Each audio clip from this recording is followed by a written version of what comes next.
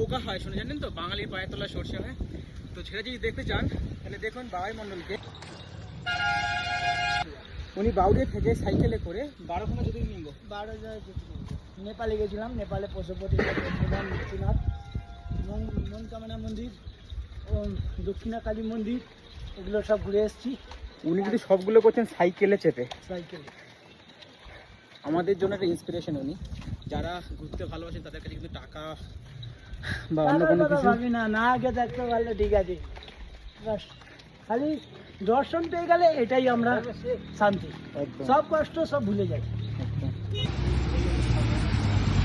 ইচ্ছা শক্তি কিন্তু সবচেয়ে বড় শক্তি। আপনি যদি চান তাহলে কিন্তু আপনি সব কিছু যখন করতে আমরা পারেন। ঠাকুরের ভোলেনাথের মূর্তি বা দুর্গা মাতার মূর্তি দেখতে পাই না, তখন সব কষ্ট ভুলে যাই আমরা। খুব সুন্দর লাগে তখন। একদম। হ্যাঁ।